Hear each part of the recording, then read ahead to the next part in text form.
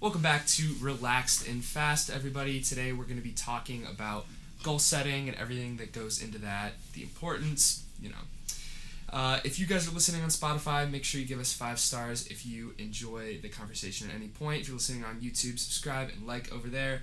If you're listening on Apple Music or any other podcast streaming service, do any of that stuff on there. I don't know how it works, but... Well, anyways, so today I'm here with Dylan, Coach, myself, Anthony, and Hope Murphy, and today we're going to be talking about goal setting today. The cast is growing. The cast is, in fact, growing.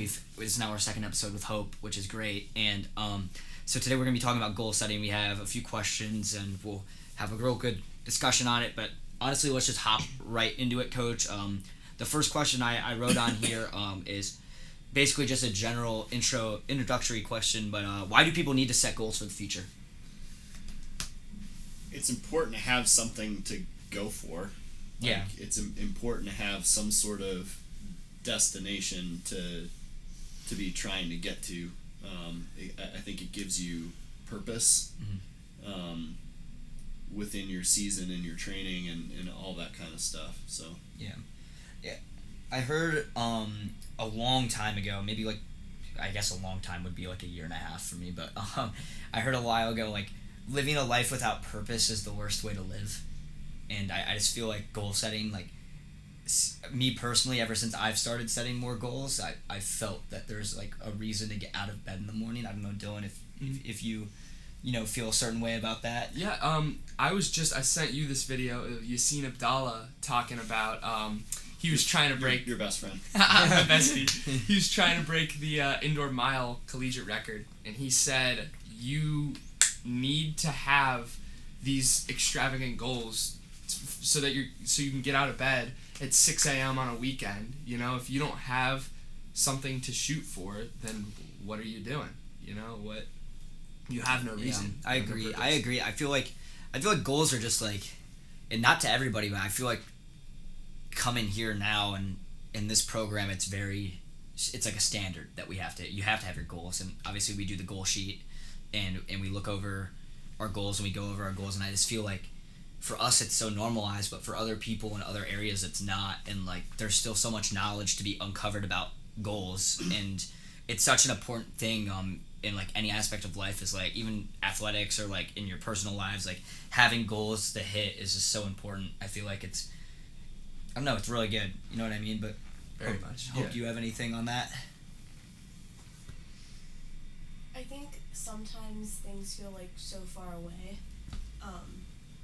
that it keeps it in perspective a little bit. Like, I think about freshman year, and like if you don't set something down the line to survive 4 years of a program, sometimes like you have to have something to like work towards going forward. And then I think about the next stage of life of like once running's not your life anymore, like you have to learn how to set a goal to then keep yourself moving out of that stage into the next. Which I feel like is a way that, because Coach, you always talk about how this is not only about the running, this is about preparing athletes in their actual lives and making them better people, and I feel like it's a skill.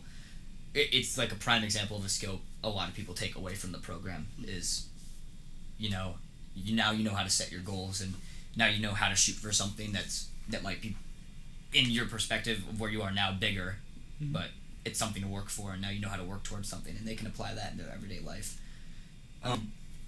I was just looking up trying to remember his name, but my entire Instagram Reels for the last 2-3 days has been dominated by like motivational quotes and motivational videos, and the main person that keeps popping back up is Tom Platz. They call him the Quad Father. He's like one of the greatest IFBB pro bodybuilders of all time, and he was someone who was just he always said, he's like, I only would do leg day twice a month because you sent me the video. because he's like, when I go at it, dude, he's like, that's all I need, because he'll be in there for several hours just freaking fighting his demons. And I saw an interview from him this morning, and he was basically saying, he's like, you get to a point in your journey where you're gonna have adversity and you're gonna have people against you, but if you have these lofty goals, it doesn't matter how lofty they are necessarily, but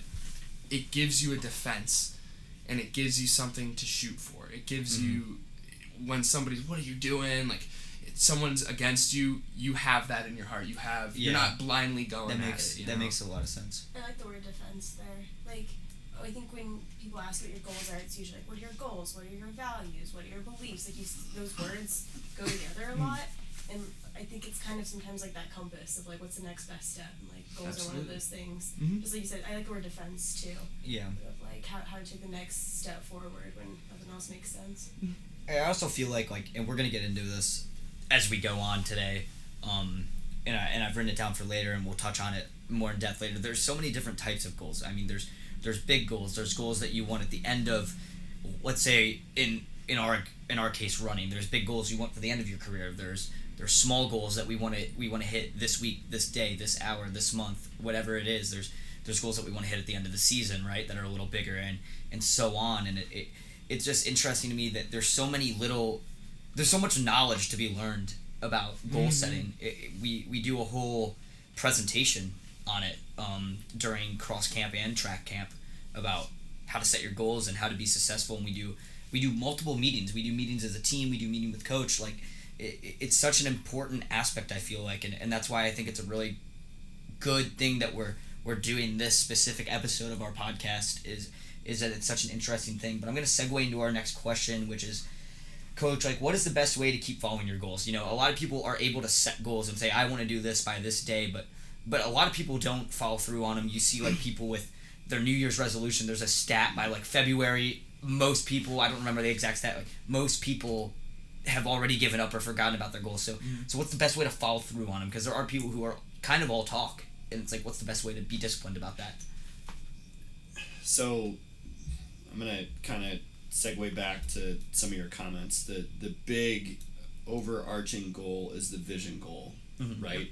And then you have, so that's essentially like, what do you want your Hall of Fame speech to be? Yeah. Like, when you look back on your career, what are the things that you want to be remembered for?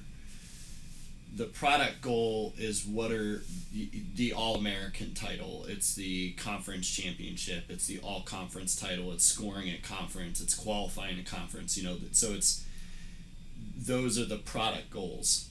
And so the vision goal and the product goal are kind of what you use to get you out of bed in the morning. It's what you use to help you make better decisions nutritionally. It's what you use when you decide whether you should get that extra core session in or whatever. Goals are what does it take to get you to the product goals. And so the product goals are really good and they're really important to set those. But ultimately, it's the process goals that you need to focus on a daily basis. And too many people, when they set goals, they don't actually set how they're going to achieve their goals. They skip over the process part of it. They really like the product part, and the product part sounds sexy, but it's the process part that gets you there.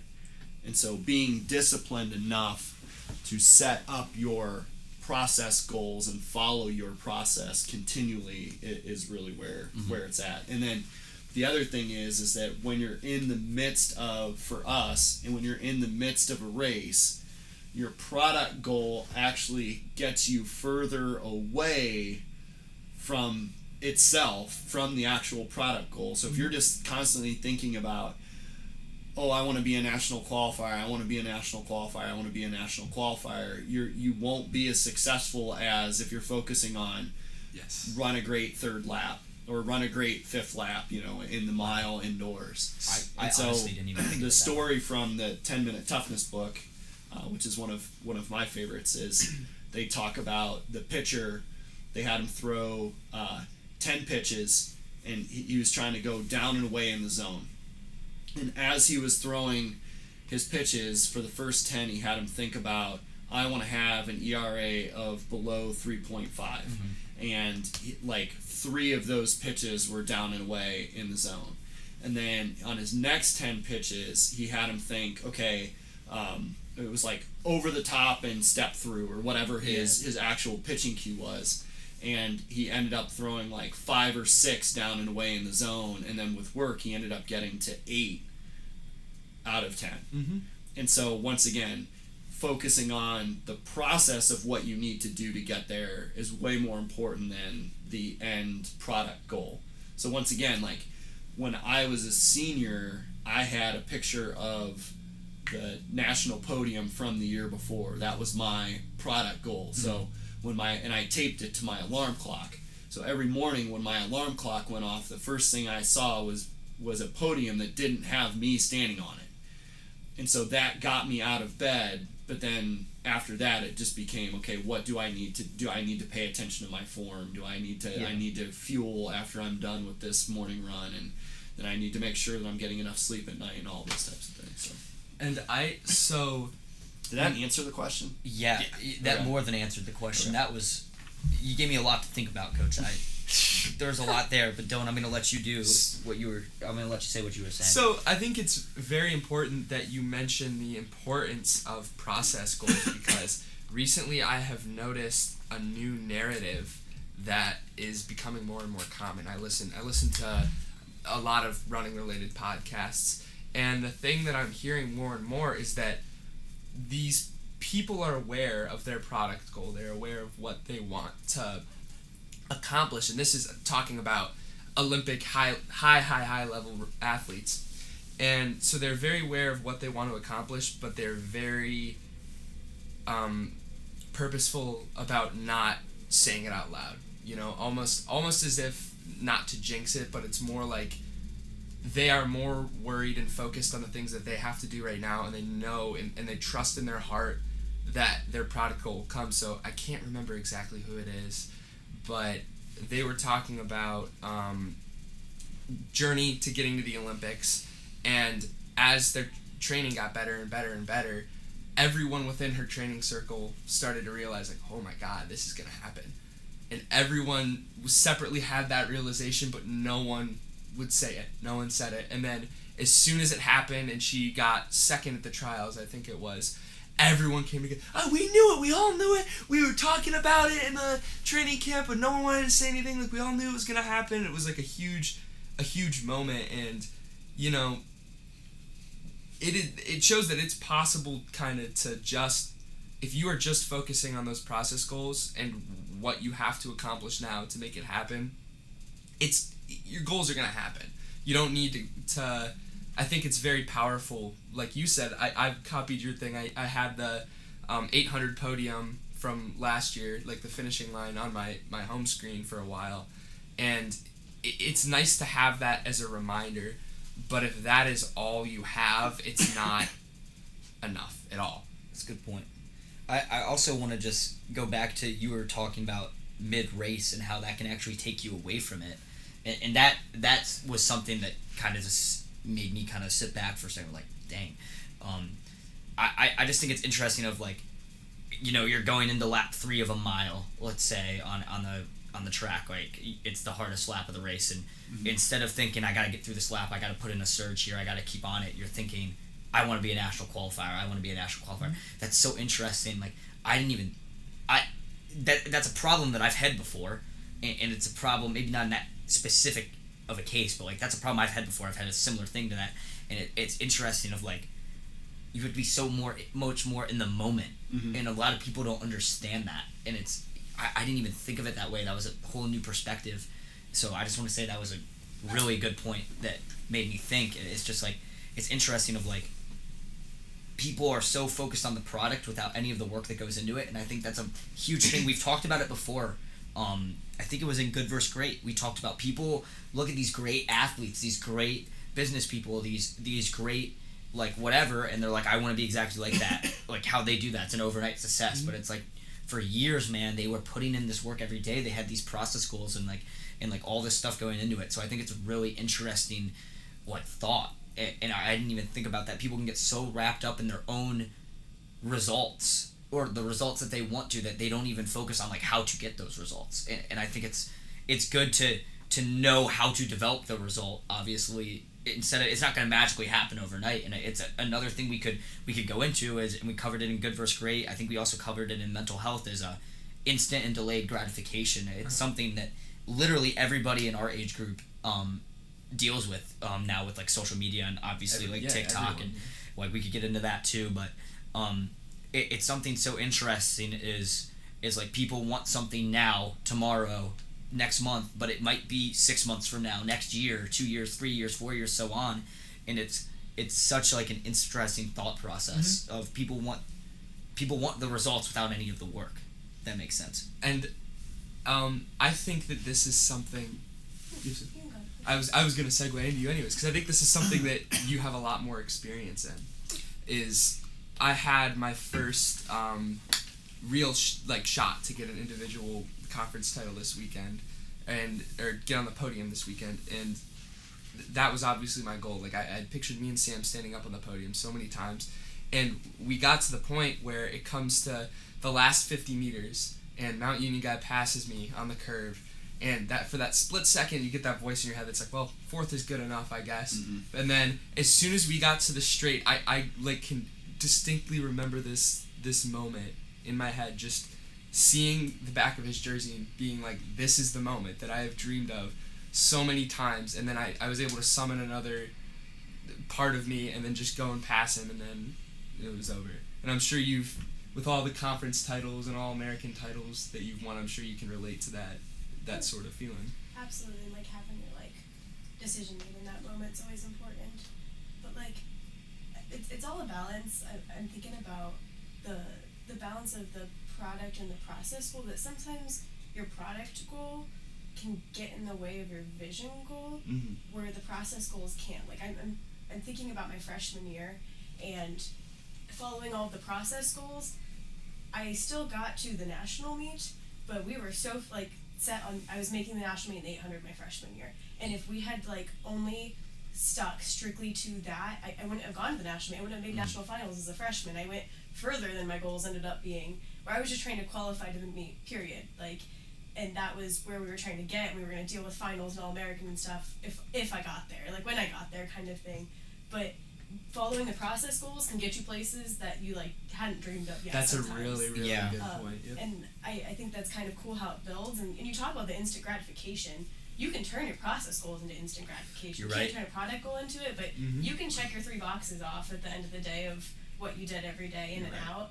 That you can get gratification from that, and that's what you see. It's not as fun and frilly and exciting as medals, but I think a lot about that those little things can take you further than you realize sometimes. You're right. That's a really good point. And I think that brings up another point that 10-minute toughness talks about, giving yourself rewards.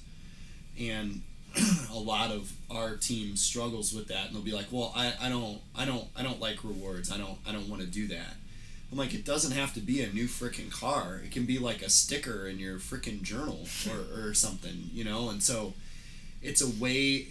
And this is something else, so along with the instant gratification, I don't think our society gives ourselves enough credit for the good things that we do and the successes that we have, because they might not be grand enough or big enough, or I saw this on Instagram and this other person did this wonderful thing. Well, you're doing wonderful things too, and the small things add up over time, but if you don't give yourself credit for those, and there are all sorts of tricks with the brain, and when you reward yourself, whether it's a small thing or getting a scoop of ice cream at dinner or whatever it happens to be, when you check your 3 boxes off during the day, if you physically give yourself something as a reward for doing that, then you're more apt to do that again.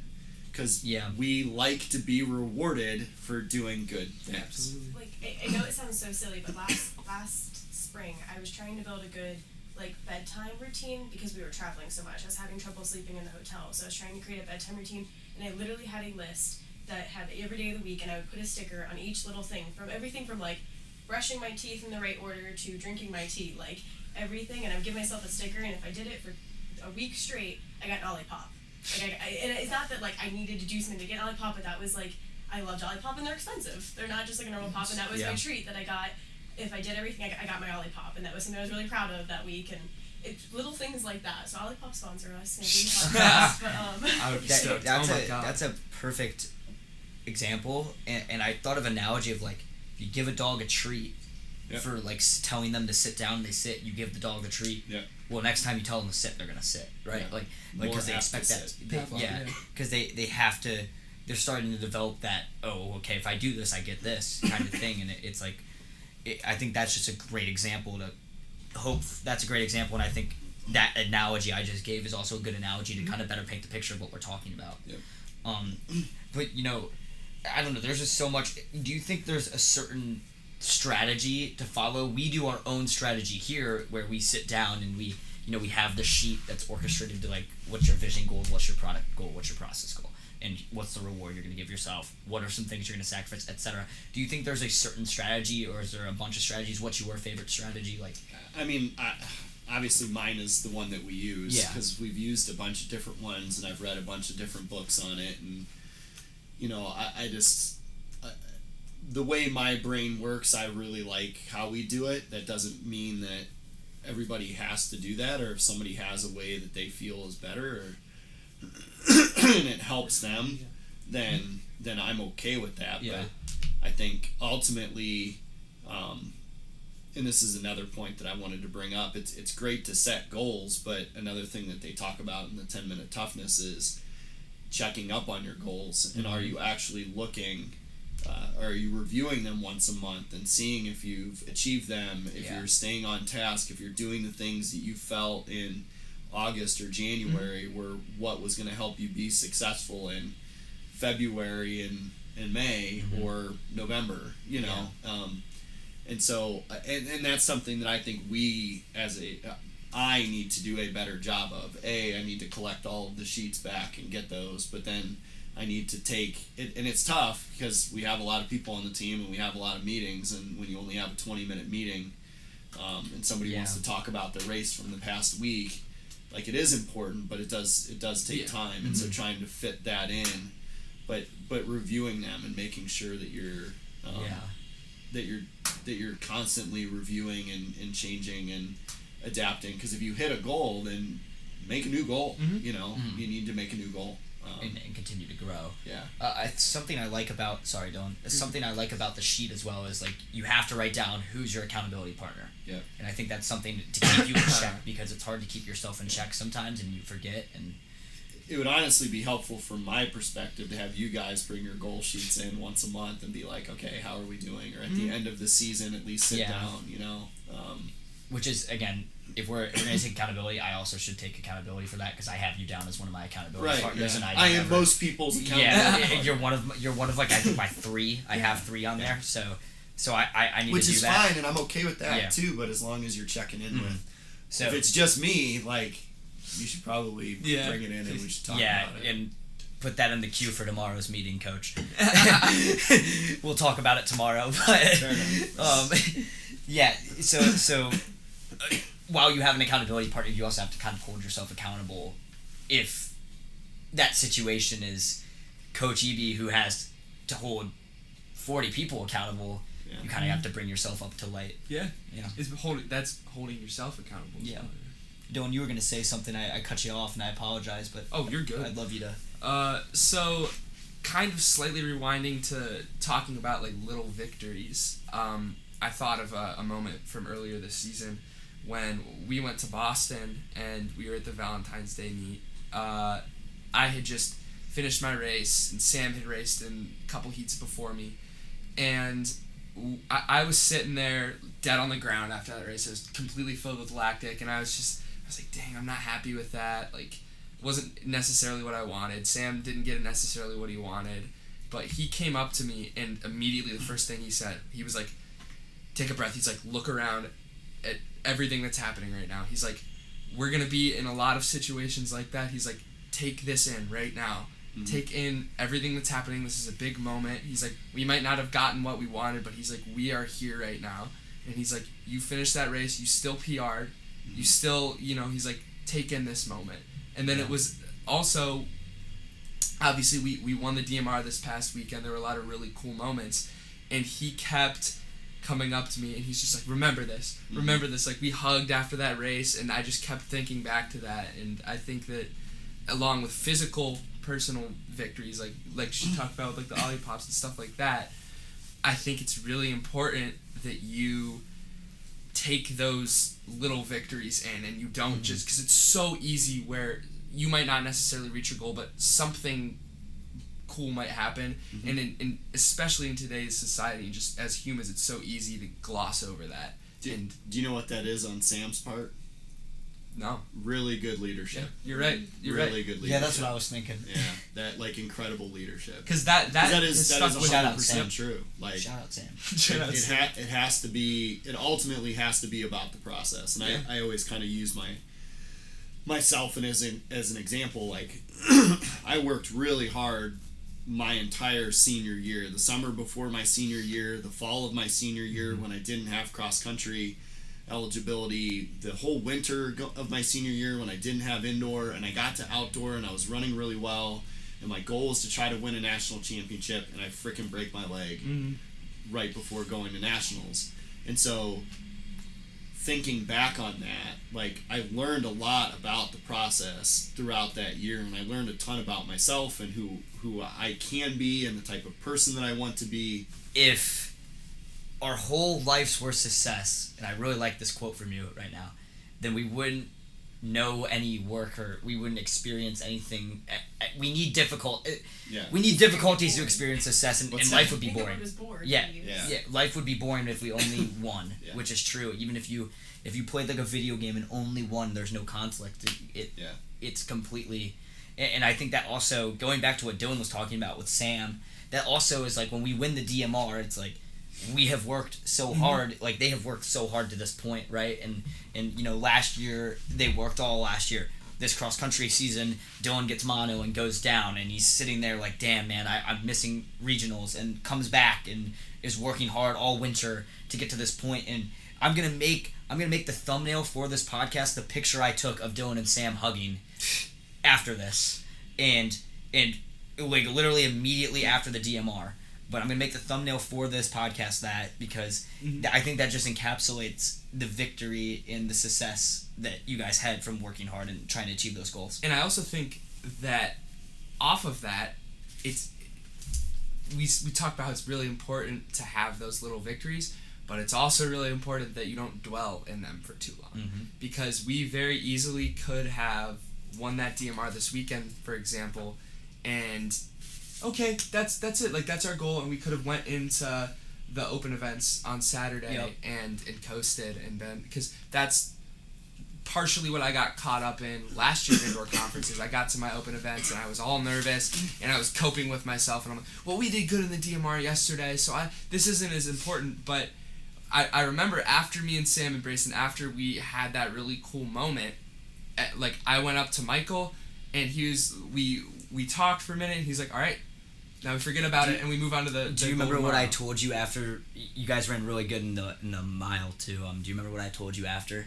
Right when you finished, you finished, I walked up to you and I said, "Short-term memory, we got another one." And I said it to Sam too, and I kept saying it to you guys so that you would get over it and move to the next one, because you had one in about an hour. I think it is a really tricky balance though. Oh yeah. I think immediately in the moment, yes, you when you have one or two more competitions coming up, you kind of do have to have a short memory, but it is important to enjoy the moment on the podium. Yep. Like, wish I would have taken advantage of the one that I got. I only got one, and I thought I was going to get more. And it's a pretty core memory in my mind now, but I wish I would have just taken it in a little bit more than I really did. But it is, because Nick Saban is obviously a very successful coach, but they also tell stories about him as soon as they win the national championship, he's like back in a room calling recruits, and it's like, what's the point of winning all of these if you don't actually enjoy it, you know? So I do think that there is, you have to find a balance in there in some way, shape, or form. That's a really good perspective on it. Because what is tough. the point? It is tough to balance that, especially in those moments where you're like, okay, on to the next, on to the next, on to the next. And so maybe it's at the end of the meet, you take the rest of that evening and that time to just let it kind of soak in. And I think in a way, we kind of were doing it in conjunction. We were really, because we finished that mile race, and then there was just this string of magic that was happening. So me and Sam were already like, all right, this is what we got to do in this 1K. We just got to put our heads down and we got to pass as many people as possible. And then at the same time, we're jogging around, we're all giddy, and we watched Sam score, get second in his his race, insane. and we're freaking out about that, and we run over and we're hugging him and we're freaking out. And then Will had that 800, Mm-hmm. and that was really good. And then you guys were up next, and yeah. It's one of those things that I think you can describe that, but you don't know until you know. Absolutely. Like, until you've experienced it. Absolutely. Like, You're right. as soon as you step out of the venue, it's just never the same. Like, once you lose that high. And you'll get glimpses of it here and there. Like, think about Christian Pfeiffer winning nationals in high jump. Like, the moment on the mat, he doesn't have, like, a moment like that continually goes. Like, I'm sure getting his ring was a really cool, like, moment. A glimpse of that moment again. Yeah. But, like, once you leave the venue, like you leave the venue, and it's something we've talked about even when trying to decide what races to run at nationals. Like when I did the 800 3K double, I feel like if you do it, are you really gonna want to go warm up for your 3K? Like if this is the moment, are you gonna be okay with having to leave that moment to go get ready for your next race? Because again, once that's done, it's done. So it's just, and you don't know until you know. That's a so really, if really you good appreciate it point. before you experience that, all the better. But like until you know, it's hard. I've told this story a couple times last week. Northern has a special place in my heart because that's where I was an All-American, and we competed at nationals over spring break.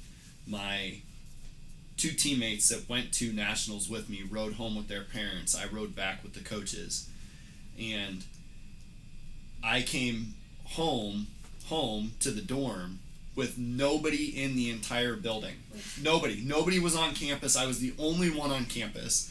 And I came home, and this thing that's sitting up there now that I had worked so hard to get for so long, and I had nobody to really celebrate with, and I walked into my empty dorm room, set it on the windowsill where I had planned to set it, and then I just crawled up in bed and went to bed. That was it. That was the end of that moment, and it's kind of one of those things, once again, that was such a big deal for me to get to be on the wall, to be an All-American and all of those things, but at the end of the day, like, that's not really what it's about, and that can't be what it's about, because it's kind of it's empty, a fleeting moment. It's a very fleeting moment, and it can be a very empty moment once you get done with it. Like, you're in a dorm room by yourself setting this trophy that nobody really cares about on a shelf that nobody can see. Like, it is a meaningful thing and it represents a lot, but it just is sitting up here collecting dust now. Yeah. And not many people care that it's up there, but it means something to me. You know, each of those mean something to me, and the sacrifices and all of that. But that's what it is. That it's not the race that got me there. It's all the other things that came before it. It's the corny quote that's in every teacher's room. It's not about the journey, or it's not about the destination, it's about the journey. Yep, exactly. And I think there's an interview with Mike Tyson, and this is a very harsh way to put it, but he's reflecting on his career essentially, and he's pretty old at this point, and they take out his belts, and this interviewer is like in awe basically. He's like, you know, looking at all this history, and he takes it up and just tosses it to the side. He goes, "To say I bled for garbage," and he's like, it shows it wasn't about this belt. You know, that's a materialistic thing. That's not what matters to him. It's all of the blood, the sweat, the tears, the work that he put into this. Yeah. You know, like. I mean, I just think you're sitting here watching, like, literally point at the trophies. And every time we talk about them, it's not that you just point at the trophy and go, oh, that's my, like, All-American trophy. There's a story to go with it. Like, every time we talk about these trophies, you tell a story with your trophies. And, like, I think it circles all the way back to, like, why your product goals can't be your purpose. And why, like, you have to toe that line of, like, goals driving you versus goals being your purpose. Because it really is, I feel like, an under-talked about thing, that, like, emotional high to, like, I always say sometimes the nights after national meets are, like, my most, like, emotionally vulnerable. Like, you come back to, like, nothing, and it's a weird, like, dip. But that's why, like, the goal can't be your purpose in life. It's step in it. My senior year, and I haven't told very many people this, but my senior year, hopefully I don't get too emotional, I broke my leg at the conference meet and just absolutely lost it. I wandered off on Heidelberg's campus and just bawled my eyes out. Collected myself, went back out, cheered on my teammates, made it back home, there was a gathering happening later that night. For whatever reason, the stadium was unlocked, and I found myself sitting in the stadium that I had run all of those laps in and done all of those workouts, and just sat there and cried for like 45 minutes to the point where like Becky was frantic trying to find me because she didn't know where I was. Then I finally like felt my phone vibrating, and yes, there were cell phones back then. And she answered. She's like, "Where are you?" I'm like, "I'm in the stadium." She's like, "Do you need to come get you?" I'm like, "No, I'll just meet you at the house. Like, it's fine." But and once again, that was kind of, it was a cathartic moment, I guess, a little bit. I got to sit there and kind of remember about it. But once again, like, it can't just be about having that chance to do that thing. Like, I learned so much about myself inside of that stadium, on that track. You know, all of the blood, sweat, and tears that happen there. That's ultimately what it's about. Mm-hmm. And I think it takes a lot of experience to kind of look at it this way. But like I had a similar. It was in the same place. You know, I ran an 800 at the Heidelberg Stadium. And I was coming off of an injury. I was coming off of a few weeks off. And I ended up running 2:08. I ran terrible. And I remember coming down the finish line and they messed up. They messed up the sheets, and Sam was in the lead in that race. And they called him Dylan Hack winning the race coming down. And I'm in dead last, and I'm in tears basically coming down the finish line. And I finish, and I go over, and there was like a tree off to the side. And I just freaking punched the tree. And I'm pissed, and I'm walking around. And like, I finished that race, and I was like, this is it. I'm like, I'm terrible. I'm like, and in that moment, you're just like, I just want to quit. I just want to crawl into a hole. I just want to quit. And then, but now, you know, almost a year removed from that, I look back, and I'm like, without that moment, I would not be sitting in this seat right now. I would not be anywhere near what I'm doing right now. If I would have, you know, given into that moment, or if I didn't step up and do that race, you know, you don't know where you would be at this point, right? Like, that gives me a lot to think about too, because this whole season for me the whole indoor season has been a battle. Coach knows, everybody knows. Coming back from mono, coming back from injury, and there's days where like I go run like in perspective a good race, but I'm like, dude, this is like a minute slower than I've ran in a 5K. Like, it's like I can't. Why can I not come back to this yet? And there's parts of me and I'm just like, damn, dude, like, did I lose it? Like, is this not meant for me anymore? But that's part of the goal. I mean, there is no blood, sweat, and tears without the demons coming in to test you. You know what I mean? Mm-hmm. You're gonna fight your own demons, and that's the thing Goggins talks about. David Goggins talks about a lot. He's like, you gotta go out there and just fight your demons. Like somebody's coming to test you. I think it's really easy for everybody to remember everybody achieving goals, but I don't think a lot of people understand the process goals that it took for them to get there, right? So like Kelly Brennan, not every season went well for her. There was a moment at the conference meet where we tried to run her in the 5K. She had the fastest time going in, and her 5K didn't go great, and then she tried to come back the next day and run the mile, and she ran a terrible mile and ended up like in a heap in my arms, just bawling her eyes out, and didn't make the national meet in indoor, and we pretty much shut her down for a couple weeks, and she really struggled at the first part of outdoor, and then that was the year she was first time All-American outdoors. Like she got it figured out, and everybody's like, oh, well, everything came easy to Kelly. Oh, no, it did not. No, it did not. Like, you know, but I think once again, it just makes, she stuck to the process. She stuck with it. She kept battling. She kept figuring it out. And she's a better human being for it now, because we were supposed to run this morning, and she was at work until midnight last night, and she got home and her significant other had been up all night throwing up, and so she texted us at 3 o'clock and was like, I'm not going to be able to make it in because I have to get back up and go back to work tomorrow, and Anthony is really sick, and blah, blah, blah, blah, blah. Like, those moments prepare you for those moments. Yeah. Like, it's just how life is. That's a great way to look at it. It's just interesting that when people set goals and then work to achieve them all of a sudden, and I've seen it happen in my personal life and in other people's life, when you're living for nothing and all of a sudden you're like, I want to achieve this thing, no matter how big or small it is. And you're like, okay, well, if I want to do that, I have to do this, right? And you do that process goal and you build off of it. It's interesting that immediately you start conflicting with your own self. And, sometimes it's a discipline of, like, I have to do something I don't want to do, right? Like, or, like, sometimes it's, like, you're doing something and then you face a setback, right? It just always happens. It just always... Yeah. Like, that could be... If you're religious, I feel like that's devil tempting you, right? But, like, if you're not, it's like it's always something happens where there's a setback or there's something you have to battle within that process to achieve that goal. It never comes easy, which is such an interesting thing, and it's literally how you have to rise up above the occasion. And I've found myself recently, I found a cool perspective. It's every time that something bad happens, it is just more it's going to make, when something good happens, it's going to make it feel so much better. So I have found myself, when something doesn't go to plan, like, I get upset, and then when it's just me in the darkness, I feel a small part of myself that is grateful. A small part of myself that is like, I'm grateful that I can have these lows. I'm grateful that I can feel this pain, because then when the great stuff happens and you're in that moment, you're standing on the podium, whatever it may be, it is just, if you can just sink in both of those moments, because that's another thing, like, when you are upset, feel that pain. Feel what that's like, because when the great times come, you're going to remember that, and it's just going to make it so much more emotional. It's going to make it so much more worthwhile.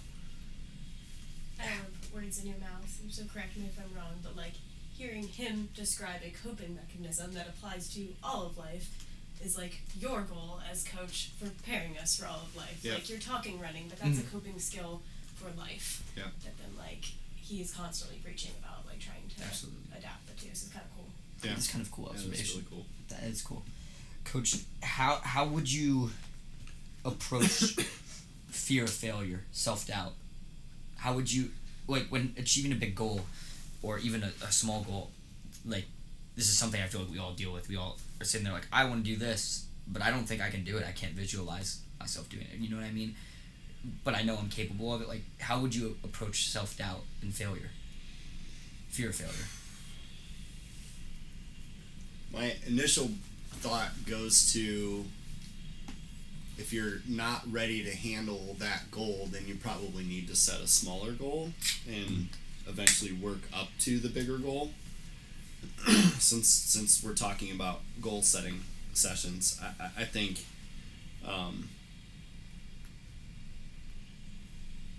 don't know, setting big goals is important, but you have to make sure that they're appropriate. And then once again, like, it's not so much, you might as well take your product goal and crumple it up and throw it out the door and forget about it and worry about just the process goal. And so hopefully the processes that you have set up will help lead you to that ultimate product goal that might seem big and scary. But if you're not focusing on the big and scary goal, you're just focusing on the things that are going to help you get there, I think that's probably the best way to go about it. It almost eliminates the self-doubt and the fear because you're just focusing on because what you're I gotta not do every day.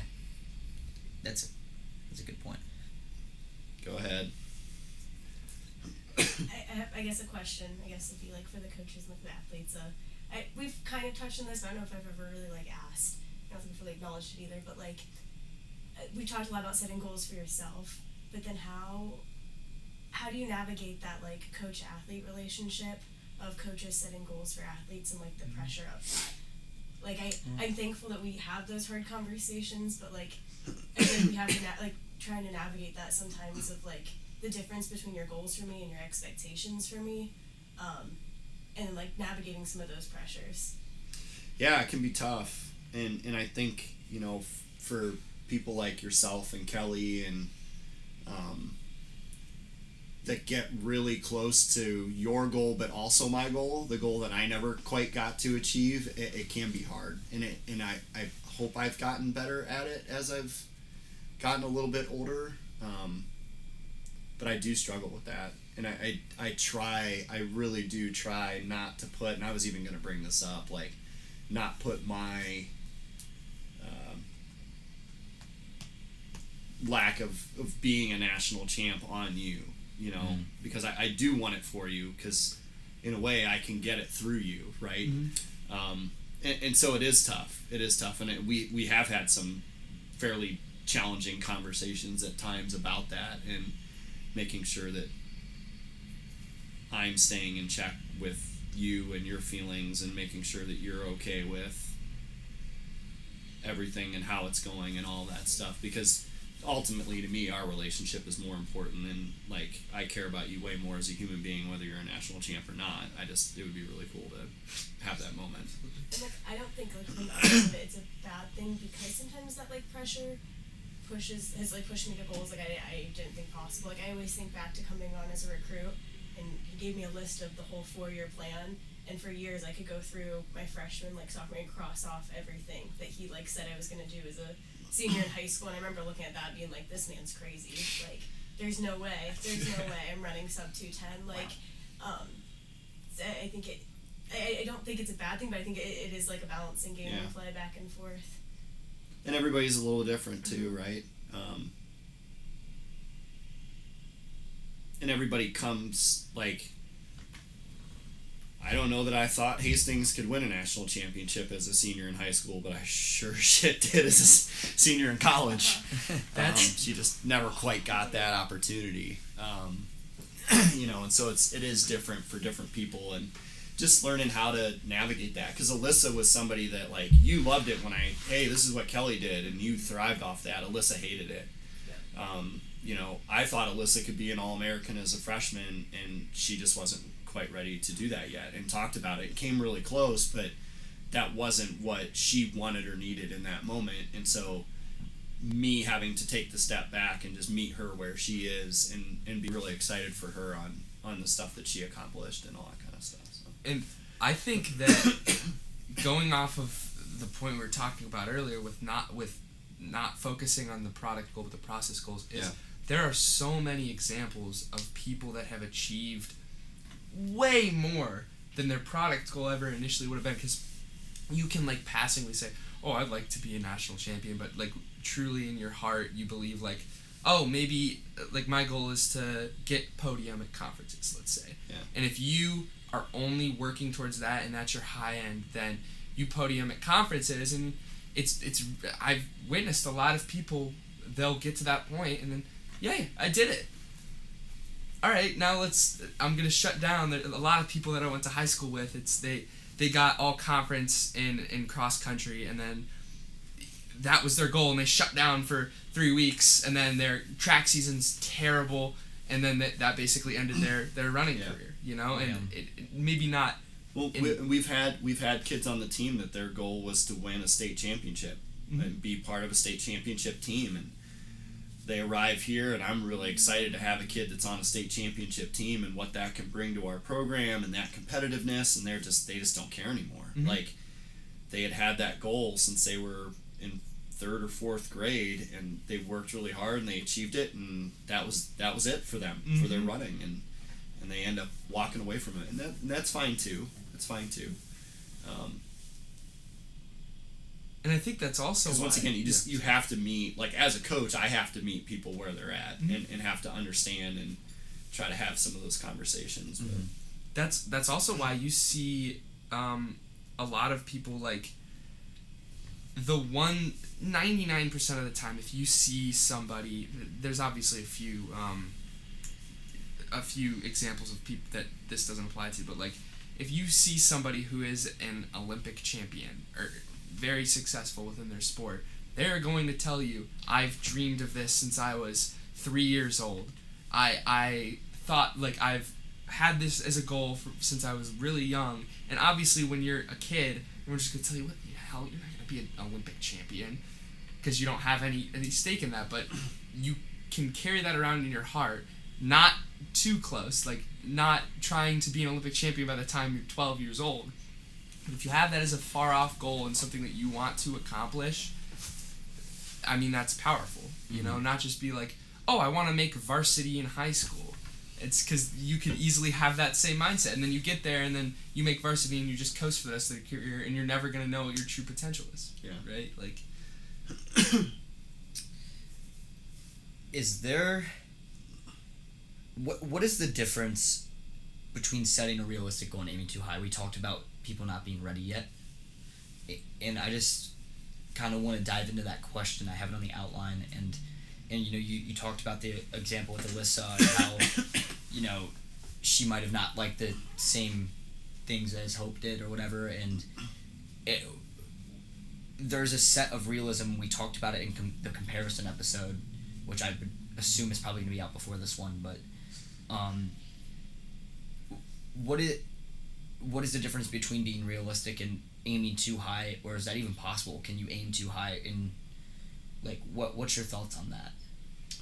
Well, whenever I've had somebody that I've thought is shot a little too high for where their current level is, I don't ever want to squelch their enthusiasm for their goals, but I also need them to reorient their goals for where they currently are. And so if your goal is to be a national champ and you're a male 210 800 runner, then hey, why don't we, okay, that's awesome. I want to help you achieve that, but let's start with running 205. We need to, let's break 2 minutes. Let's set that as a goal. And so maybe vision goal is that. Yeah. And then the product, the next 3 product goals will be a little bit more attainable, and then as they check those off, then you make the next ones. And so I think that's where having a mentor, that's where having a coach, that's where having somebody that can be an accountability person that will have some candor with you and have honest conversations about, hey, your fitness level is here. It takes 148 to win nationals. You're running 210. Yep. We got to hit some spaces in the middle before we get there. It doesn't mean that you can't get there, but there's work to be done. But there's and it's not going to happen overnight.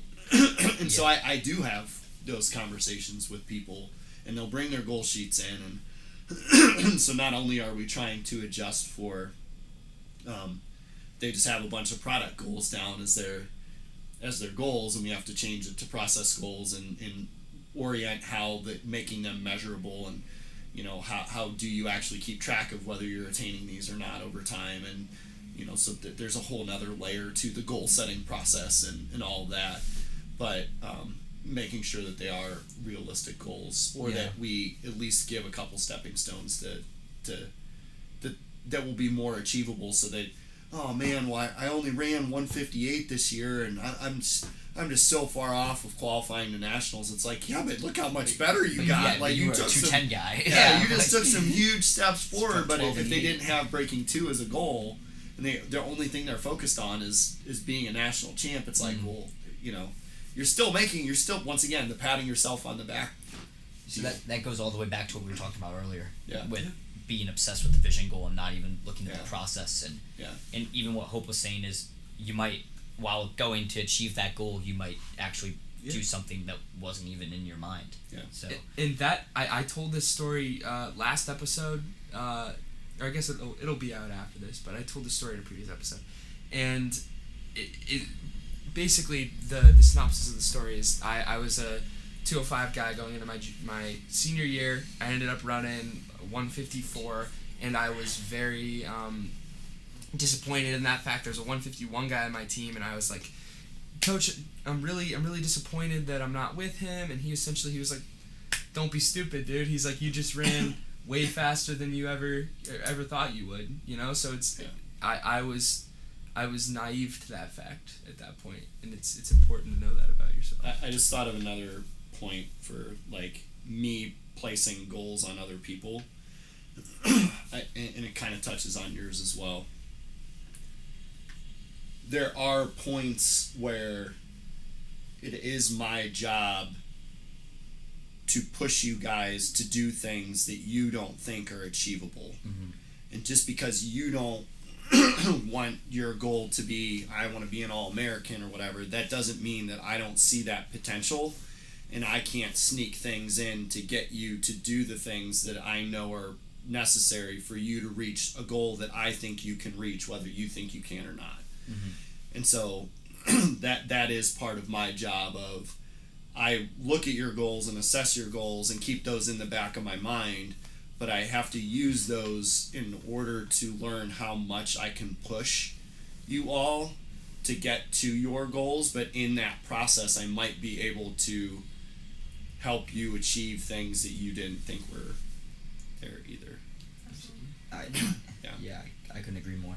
I also think, like, oh man, I forgot what I was going to say. Damn it, I forgot what I was going to say. I was going to say something going off that. I think, like, specifically an example of, like, our relationship. I don't know that I run the race I do sophomore year and end up with my first All-American if I wasn't trying to run that race to win that race at Spire in the 1500. Like, that was probably one of the best races I've, like, actually executed and performed, and I don't know that happens if we're not being pushed to something bigger, like that everything kind of clicks and falls into place. I think something cool about this and, like, the realistic versus big picture goals or unrealistic goals is that our sport's endless in goals, that you have everything from, like, PRs to the time ranges to top 10 lists to school records to conference records to, like, D3 records to all, like, everything, like, on that end, and then as well as, like, weight room, and, like, it's just endless things that you can make up goals for within our, like, sport. And not that other sports aren't like that, but I think the whole, like, PR concept for us is something that's unique, and that it's not even just one event. You can do it in 10 events. You can try to PR an event you're not comfortable with. You can try to score a point in a, like, event you're not comfortable with. You can go to the mid-Feb meet that nobody else is at and win that race, and that can be your goal. Like, that there's so many little things to, like, pick and choose from, which is helpful. I'm gonna ask one more question, and then we'll get into rapid fire. I promise. I'm gonna say we're at an hour. Yeah, this is a longer episode than we're used to, but you know we've almost covered every or most aspects of goal setting, but the one that we didn't get to, and I skipped over the question because I felt like the other questions felt more to what we were talking about. But how many goals should you set? Is there a way to stretch yourself too thin almost and overwhelm yourself? Yeah, I mean we go with 3, right? I think 3 is a good number, honestly. Like, and because I think you can stretch yourself too thin. I think you can have too many goals, and then it like there's too many processes to try to follow, and it just gets convoluted on what you're trying to actually accomplish. Yeah. And so the great part with goals is after you achieve a goal, you can set a new goal. And so, if you achieve this goal over here, then you just get your paper back out and you write out your new goal, and then you just go to work on whatever that new one is, which might have been goal 4 originally, but now it becomes goal 2 or goal 1 or whatever. And you just kind of replace the missing goal with a new one. Keep going. And it goes back to what you said about holding goals aside for when you accomplish something. Like, if you want to be 149, then let's break 2 first. Then let's break 155. Then let's go to 140. Like, step by step. That's a good point. Anything else on that, guys, or you guys want to hop into the rapid fire? Oh boy. Sure. So we'll go around the horn. We'll ask them around the horn. But Coach, we'll obviously start with you. I wrote these out right before I walked into your office today, kind of off the top of my water, all very original. Dylan helped with a few of them. The second one's really funny, and I came up with it, and Dylan was like, "What the hell are you talking about?" But we'll start with the first one. We'll start with the first one. What's your favorite field event? We've gone over your favorite track event. We did that a while ago, but what's your favorite field event? Once again, the event that got me into track was long jump, and that was the event that I really kind of started into track and field with. So I do like the long jump. I think the most athletic one is probably the pole vault. Absolutely. It's one of the most graceful ones, especially if you're watching people do it at a really high level. Yeah, it's pretty incredible what they can do. I remember in college, I had never seen the hammer throw before until I went to outdoor nationals, and I thought that was like the coolest event ever. I'm like, they're throwing this 16, they're spinning. I'm like, what in the world? It was so, I don't know. Yeah, it was kind of a straying answer to the question. Yeah. I mean, there's a lot of cool field events. Absolutely. That's a tough one. Hope, what about you? My mine's pole vault for sure. Really? There's just so many moving pieces for it. I might be a little bit biased, my dad being coach, but it's just It's so many moving it's an pieces. interesting event. It's an interesting event. I think mine's high jump. I was gonna say that. That's how I started track, just like Evie. I was originally a high jumper, and then I've just always loved watching it because I think pole vault is definitely more athletic, but I think it's you in the bar, and watching people that are like, barely 6 feet tall jump over like an 8-foot freaking bar is incredible. You're like, how did they do that? You better be careful calling them more athletic. You're gonna have 3 all-OAC boys chasing you down next week. You're right. I take it back. I think it's, for me, it's high jump too, especially after OAC with the performance they put on, and it's interesting watching them practice too. It's just like there's so much technique in it, and it just looks so difficult. Maybe it's because I'm not 6 foot, I'm far from it, so it just looks so hard, and going at that bar backwards, what the hell? So that's my favorite. But switching to the next question, this is, I think, one of the best questions I've ever written. With the vast amount of brands of water on the market, Coach, what is your favorite brand of water? Tap water. You're a tap guy? That's valid. I think I agree with that. No purifying it? You don't I put in don't a purifier? I just... You're a tap guy? I just will drink none of the water. none of the reverse the reverse osmosis, none of that? I thought it was Becky likes the filtered water out of our refrigerator, but when she got COVID, I was giving her tap water because she couldn't taste it. You're terrible. That's evil. Yeah. I got the idea from my brother-in-law, her Keep sisters. them down. I used to only drink like the Aquafina in like high school, but I don't really care now. Really? It's expensive. I know you probably have a take. That's anything but Dasani, dude. I hate Dasani. I'm gonna be 100% with you. In high school, all I drank was Dasani. I didn't like it. That was just what was provided for me. It was just what was bought. It's like what we brought home. That's crazy. The best water I've ever had though is Voss, but I would never buy it because it's like Voss, $6, and it's definitely just like they just put in a water purifier. I got what's that sparkling water I got when we were Oh, going the to Saratoga, Boston? man. The Saratoga water. We're walking in the gift shop at some visitor center in the middle of New York, and the Life bottle of water was $5, and they have this glass bottle of Saratoga sparkling water for the same amount of money. And I'm like, okay, I'll drink out of this vase looking. The dude showed up to the Union with that because he came to eat right after you guys got back, and I was like, what the hell is that? Anyways, Coach, what is the best vegetable? I was trying to think about this one. I really like bell peppers. That's a good take. I really like bell peppers. But I like a lot of vegetables. Obviously, I'm a vegetarian, so I eat a lot of different vegetables. That's why we threw that one on here. Yeah. Cauliflower? Believe it or not, I've never had it. What? Broccoli. That's not a bad take. That's not ridiculous. See, I work in food, or I used to work in food. So I'm a banana pepper guy. I'm a red onions guy. Sauteed onions. I'm a mushrooms guy. Is mushroom not a vegetable? No. It's a fungus. It's a fungus. It is a fungus. Damn. I'm a Tomatoes are technically a fruit, right? Oh, we can get into this debate. Peppers toe the line too. So is I'm a tomato peppers jam? guy too. I was gonna say I'm a red and green pepper guy, as well. So I have a vast field of vegetables that I like. But Oh, do you? all right, Coach, what's your favorite concert venue? I don't think we've ever have we ever asked that question to you? We had this debate on one of the Boston trips because I don't know if it's a debate. I think it's just a conversation. I love Blossom. We were making predictions on what you were Yeah. gonna say. It's in a national park. It is just an unbelievably pretty setting. The big bands that come through there. It's right by us too. Yeah, it's right down Right the by road. us. Like there's just so much about Blossom that is so cool. But I also just so very much appreciate like the Grog Shop or Beachland.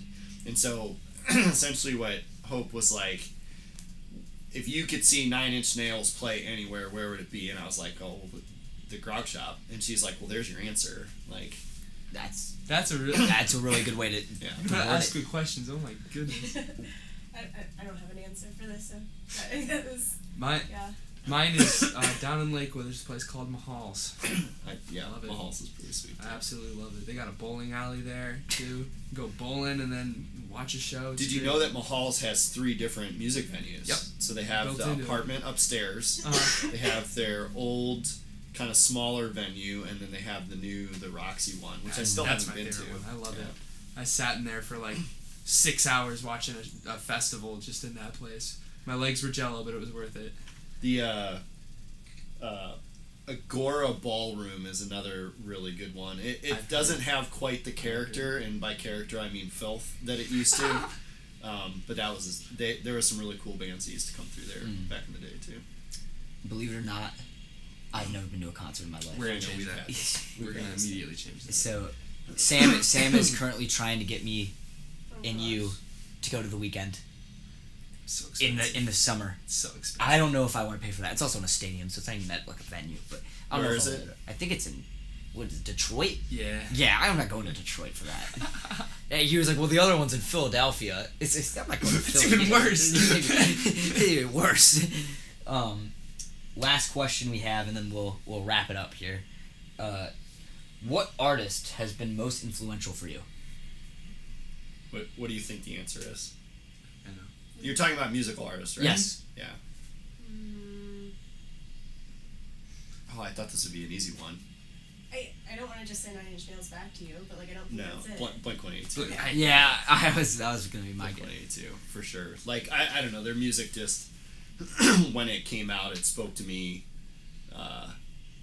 differently than other artists had, and I really liked their style of dress and clothes, and the earrings and the all just like the whole thing. Yeah. Like I would say them and probably Incubus were probably 2 of my favorites back in the day. Okay. Hope. I don't know. My music taste jumps all the time. I think I'm gonna go for King and Country, one of the first Christian concerts I went to. It was like Winter Jam, and it was everything. I think Newsboys for King and Country, Skillet, Lauren Daigle, like Jeremy Camper, the lineup. And I just remember like watching them play live, and they like jam out with like violins and cellos and drums, and it just entered me into that scene of music. And they're just so cool. There's something like different that I still listen to their songs all the time. I had a chance to go see them, and I saw Imagine Dragons instead, and I regret it every day of my life. No hate on Imagine Dragons, but I don't like Imagine Dragons. They put on a good show, but I don't like them. Their recent albums have been bad. My answer is Jeff Rosenstock. No. I love that man with all my heart. I would in the past I'd say Billy Joel, but I think with where I currently stand in my life, like if I never found Jeff Rosenstock's music, I don't think that I would. I don't even know if I would be going to college here. I think that changed my outlook on life a lot. Finding his music. So if you've never heard of him, go listen to him immediately. It'll change your life. What are you plugging Jeff Rosenstock right now? Saw him in concert one time. We're boys, basically. Okay, so I talked about it in the comparison episode at the end of it that my brother influenced my music taste heavily, and before my brother I did not listen to music. And so I guess the most influential would probably be Drake, because he segued me into so many different types of like music. I don't listen to a lot of bands. I listen to a lot of solo artists, but I guess that's the best answer I could come up with off the top of my head. If it gave me a little bit more like time to think about it, I'd look into like different people. Okay, yeah, but I wrote the question right before I came in here. Yeah, damn. buddy. Everybody's attacking me. I don't like it. You know how I feel most episodes. I guess if I had like a lot more time to think about it, I could come up with a different answer. But off the top of my head, I would have to say it was Drake, because Drake introduced me to a lot of different people that I had never discovered. And that was back when I was in like, what, 4th grade, 3rd grade? I don't know. I was young. So God's plan. Whatever. All right, guys. So that's going to be the end of the podcast. I hope you guys enjoyed. If you're listening on Spotify, make sure to give us 5 stars. YouTube, like and subscribe, and do whatever you can to show us some love. We cannot wait to see you guys in the next one, and we hope you guys enjoyed.